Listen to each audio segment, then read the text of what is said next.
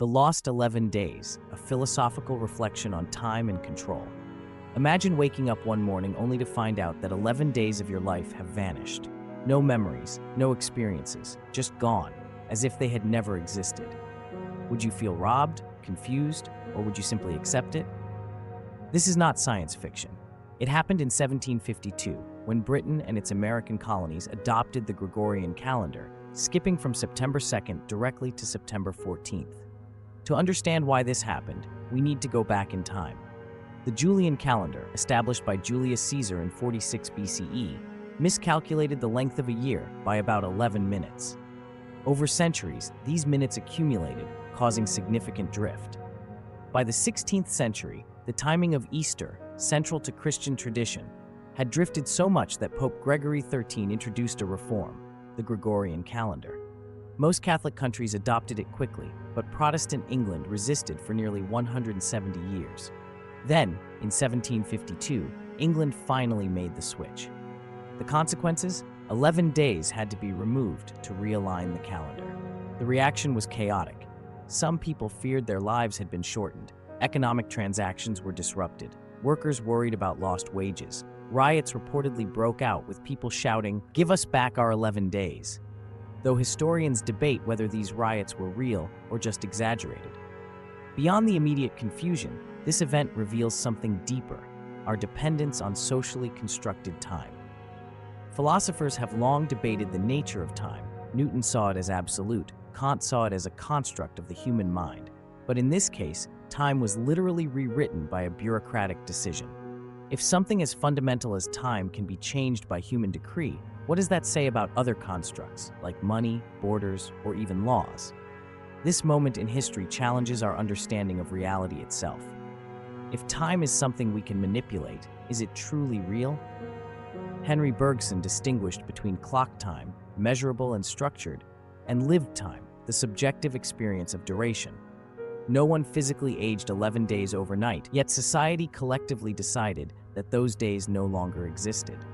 The philosopher Friedrich Nietzsche warned about the dangers of treating history as an objective, unchangeable truth, reminding us that history is often rewritten by those in power.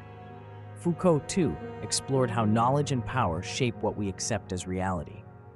Psychologically, this shift raises questions about our perception of time. We often talk about losing time in a figurative sense, when we procrastinate, when we regret, when we age. But what if time was literally taken from you? Imagine a society where time is manipulated at will, where history itself is rewritten. Doesn't that remind you of Orwell's 1984, where controlling the past means controlling the present? Economically, losing 11 days meant adjustments in wages, rents, and contracts.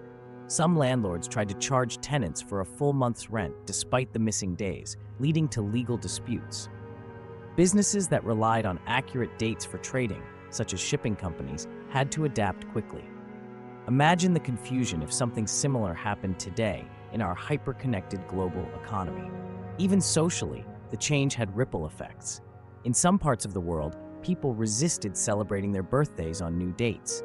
Festivals and traditions had to be adjusted. It's a reminder that even the most objective-seeming systems, like the measurement of time, are deeply tied to culture, belief, and social order. Existentially, this event forces us to question our relationship with time. The philosopher Martin Heidegger argued that human existence is defined by time. We are beings toward death, constantly aware of our finitude. If time is unstable, does that make life itself unstable?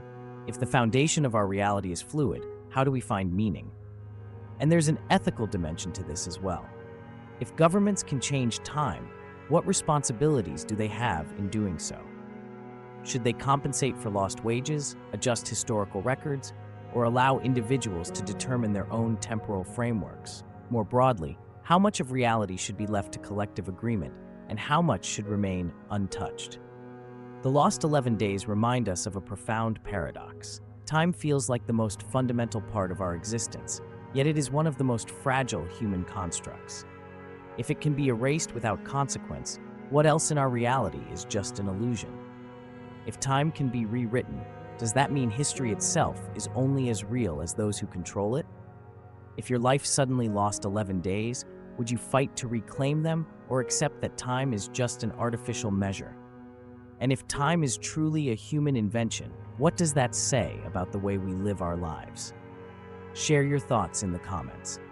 If you're not subscribing to the Usafi channel, you're probably never going to see us again.